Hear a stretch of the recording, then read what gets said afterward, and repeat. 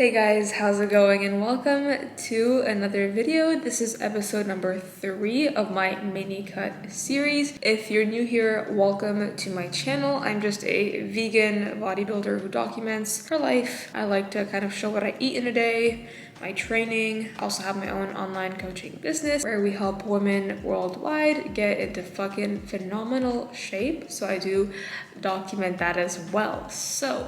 I've not vlogged in a couple of weeks because it's been a lot.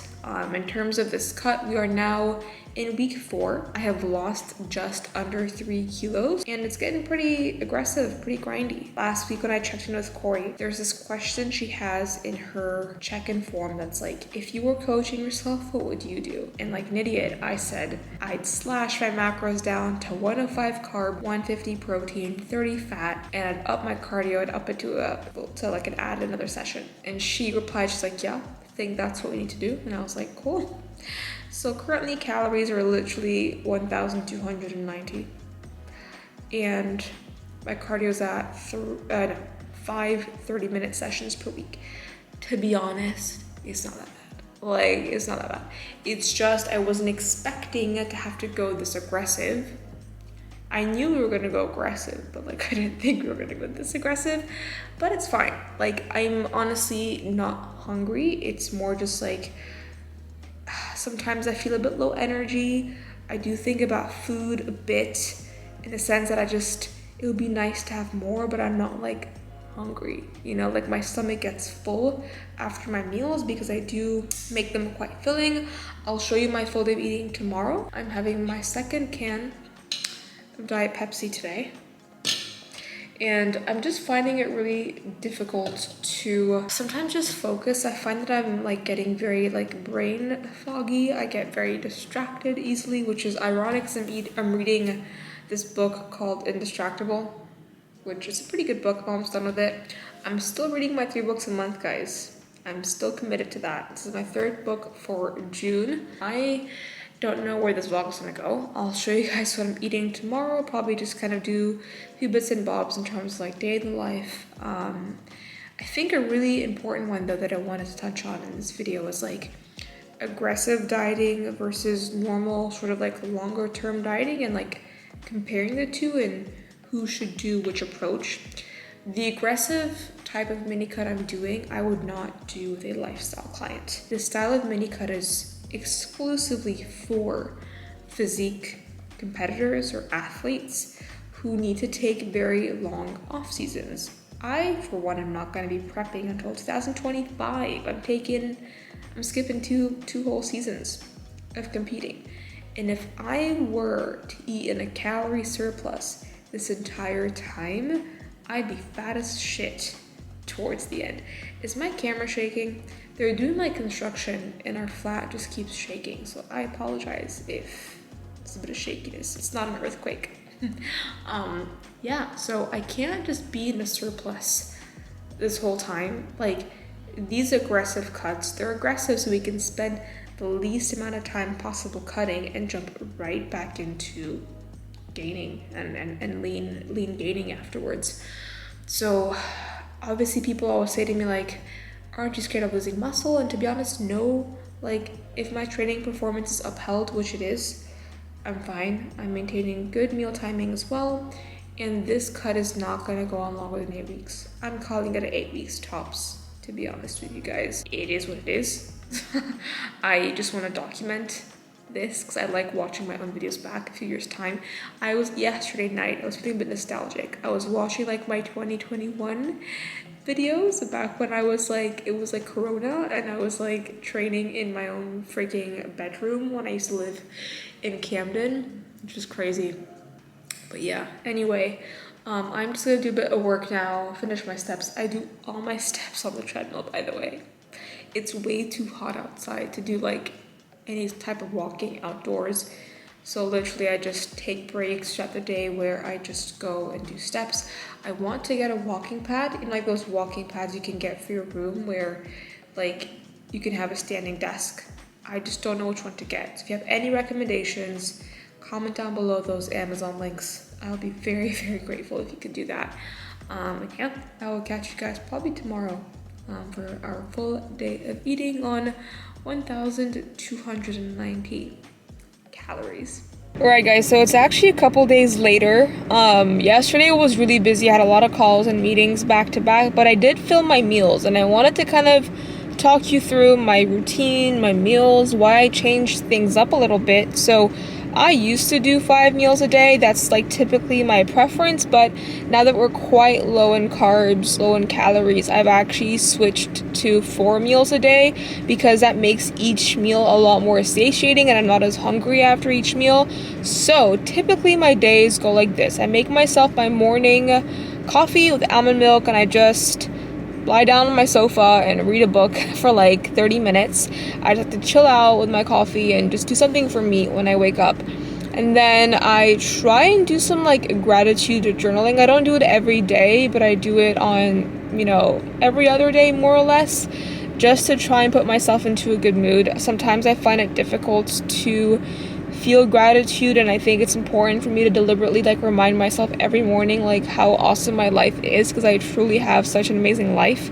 So I did that, and then I typically just go and do either steps or cardio. I've only got cardio 5 days a week, so on days where I'm not doing cardio, I still go down to the treadmill to get a good chunk of steps in, about 4,000 to 5,000 steps in, and then I just do some work, drink some water, shower and stuff, and wait till about 11. Well, like between 10 and 11 is when I typically have meal number 1. As of more recently, it's been more towards the 10:30, 11 mark, because the farther back I push my first meal, the easier it makes the rest of my day in terms of hunger management and stuff like that. So meal 1 on a training day now is I do 43 grams cream of rice with 10 grams protein powder. I have some pink Himalayan sea salt on top with 60 grams of frozen blueberries, and then I have 3 Linda McCartney vegetarian sausages. This is my biggest meal of the day. On my training days, my highest carb meal of the day, I've got 47 grams of carbs in there because I do need that meal pre-training to make sure I have a good session. So I do have that as meal number 1. And then meal 2 is post-workout, and it's the same as meal 3. That is literally just 160 grams of vegan mince with 200 grams of zucchini. It's a really boring, bland meal, but I have it twice a day. It keeps me full, really high protein, and it's just easy to meal prep in big batches, so I have that. I typically do meal 2 between 2:30 and 3 p.m., meal 3 at like 6-ish p.m., and then my final meal, meal 4, between 8 and 9 p.m. And on a training day, it's very sad. I just do 60 grams of protein powder in a bowl with some stevia, and then I add some water to it, and it makes like this big protein mousse. So I have that, and I top it with some frozen blueberries and some Halo Top and some peanut butter. And that's my last meal because I do not have enough carbs to do an oat bowl at that meal anymore. On my rest days, it's different. I do have the oat bowl as my last meal because I don't have to plan my carbs around my training, but on a training day, I've had to kind of resort to this sort of plan. I've been eating the same thing every day on all my training days, so I've made myself this like meal plan on these lower macros, and that's sort of the full day of eating and what it looks like on a training day. And as of today, and today's Wednesday, by the way, so I did check in. I'll put my photos on the screen. I'm definitely seeing changes in my pictures. I feel like some of my clothes are fitting a bit better. I can see more definition. I still feel very flat and still a bit fat. I would like to lose, ideally, another 2.5 kilos. I hit a low weigh-in yesterday of 59.1 kilos, which puts me at exactly 3 kilos down from when we started this mini cut. So 3 kilos in 4 weeks is not bad. I did expect a bigger drop this week with like the abysmal amount of food that I'm eating, but we're gonna give it another week. I checked in with Corey, told her I don't think we need to make any changes. I am just feeling very low energy. My training sessions aren't great anymore. Like, I just don't enjoy training anymore. And I'm just trying to maintain during my sessions rather than progress to manage fatigue and stuff. So that's where we're at, really. I'm just sat in my car procrastinating upper. I find upper so boring as well, but at least it's not as horrible as legs. That being said, I am obviously grateful to be in good health, be able to train and stuff, but yeah. I'm gonna put the camera down. I'm going to go train upper, and then I'll get back to you guys with some more updates on how the cut's going these next couple of days, and touch on sort of, I don't know what I'm going to touch on. My brain just went blank. I was going to talk about something else, but my brain literally just went blank. That is diet brain for you. So yeah, anyways, time to stop procrastinating, and I'll catch you guys in the next clip. Right, it is now Saturday. I know I've been shit up at updating you guys, but again, this is who I am. So if you're watching this video, thank you. Basically, checked in with Corey. No changes this week. We're not bringing food down, thank fuck, because I'm actually starting to feel it. And I think this entire cut, the start was really good. I was very motivated, and now we're like, I think 4.5 weeks in, and not gonna lie, I'm like, why am I doing this? Obviously, I do want to be a tiny bit leaner. Yes, I do want to create more runway to gain more muscle afterwards, so I know why I'm doing this, but I feel like I've never had to go this slow on a mini cut before, or on a lifestyle cut before. The only other time I've had to dig this low with food has been during prep. But during prep, it's like, yo, I'm stepping on fucking stage. Like, it was fine on prep. Whereas now I'm like, this is literally just a mini cut. I'm not even stepping on stage. So yeah, it's been harder.